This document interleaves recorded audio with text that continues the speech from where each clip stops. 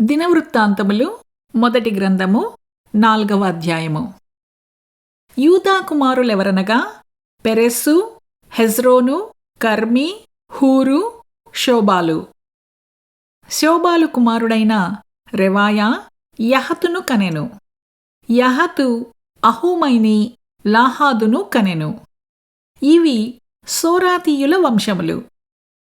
అబియేతాము సంతతివారెవరనగా యెజ్రాయేలు, ఇష్మా, యిద్బాషు. వీరి సహోదరి పేరు హసలెల్పోని.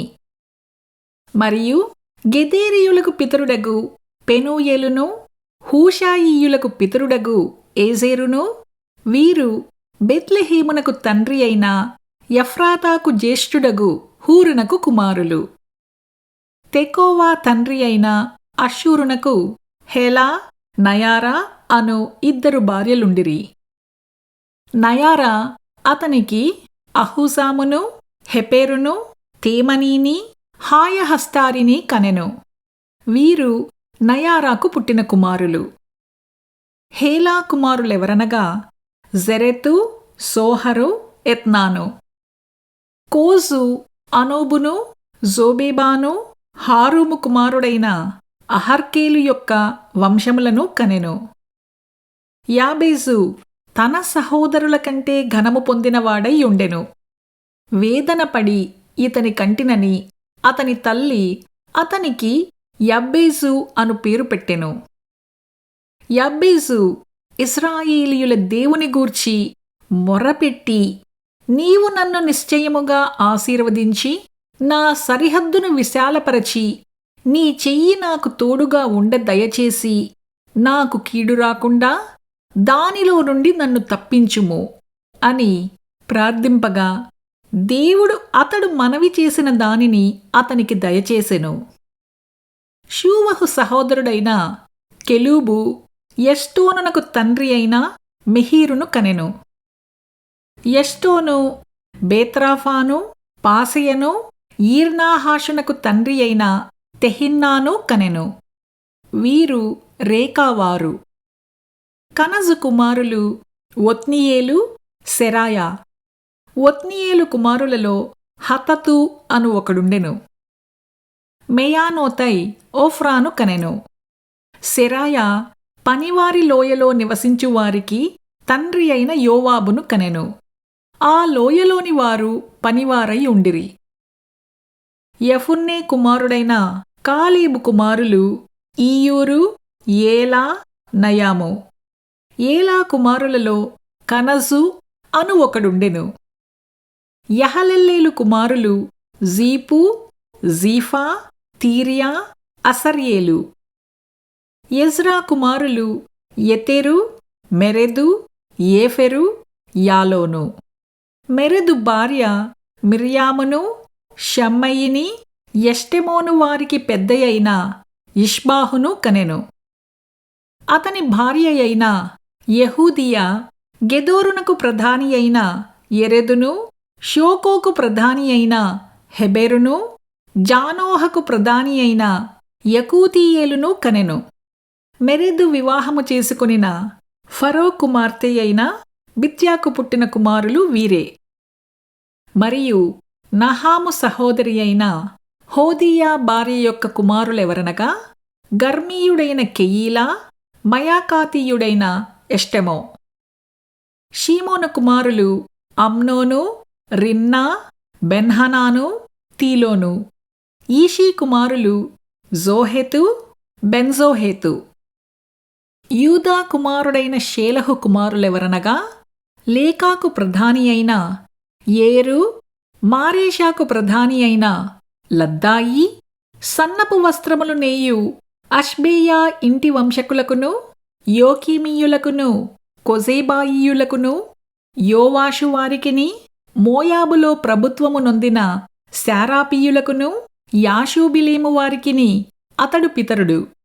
ఇవి పూర్వకాలపు సంగతులే.